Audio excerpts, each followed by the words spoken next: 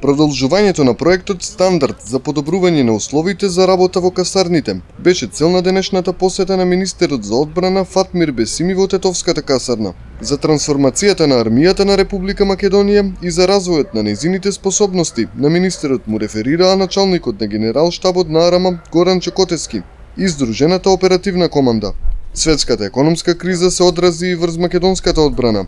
Буџетот за овој ресурс се очекува и во 2013 да биде приближно ист како и годинава, истакна Бесими во своето обраќање пред професионалните војници. 2012 година имавме недоволно финансиски средства за остварување на сите плански цели што ги имавме поставено. Минатата недела владата се достави предлог буџет за 2013 година, кој се очекува да биде на исто ниво како што тој од 2012 година.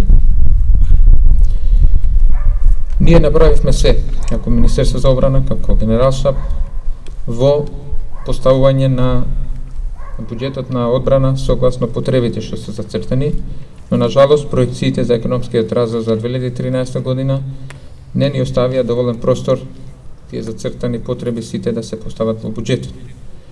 Но сепак целите остануваат наш предизвик, тие што се во интерес на Република Македонија и ќе се исполнат.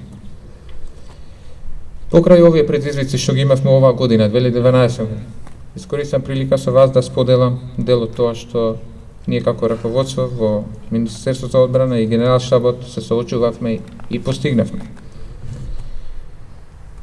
Оваа година ние и покрај се успеавме да ја држиме пополната со квалитетен воен персонал на релативно добро ниво, односно на 80% од тоа што е зацртано согласно новата формација.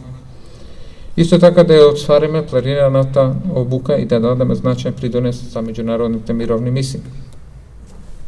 Но за жал останаа многу малку средства за модернизација и опремување на единиците на армијата.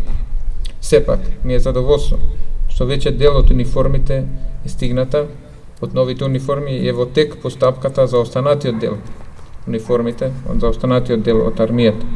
Односно, со тоа би го заокружиле тоа што го ветивме на војниците дека ќе добијат нова униформа и до крајот на наредна и во текот на наредна година, откако ќе заврши постапката, ќе почне следната реализација на испорака на новите униформи.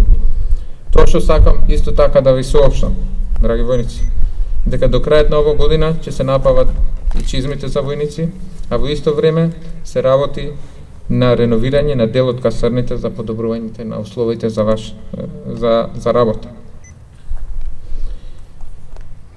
Тендерувате бранишен, некта вид прекундер свидаве на буџет, а ритам реализоим плјоцимин радвете армата сме 95%, а ритам фурнизоим униформата реја не 530, тер на фунте вите да профандој процедура пречишме, да фурнизоим униформа џад витичевин, еден фунт активити, да те фурнизоим мечизме у штарт армата со Република Смачанис. Остварувањето на зацртаните цели од долгорочниот план за развој на одбраната во Република Македонија со овој буџет недвосмислено представува еден од најголемите предизвици за нас како раководство. Со слична ситуација, верувајте ми, се соочуваат и моите колеги со кои сум имал прилика да разговарам, колегите од регионот и земјите членки на НАТО, като што дел од нив веќе пристапија кон намалување на своите буџети во одбрана. Решението, меѓу друго, се бара на рационализација и приоритизација.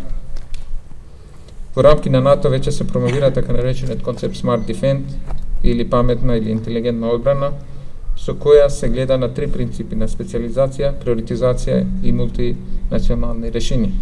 Преку примена на концептот на НАТО наречен Smart Defense, Македонското министерство за одбрана заедно со владите од сите земји во југоисточна Европа ќе се обиде да ги надмине недостатоците во одбранбениот систем како последица на глобалната економска криза. Сепак министерот вели дека и следната година армијата ќе биде фокусирана на зацртаните приоритети.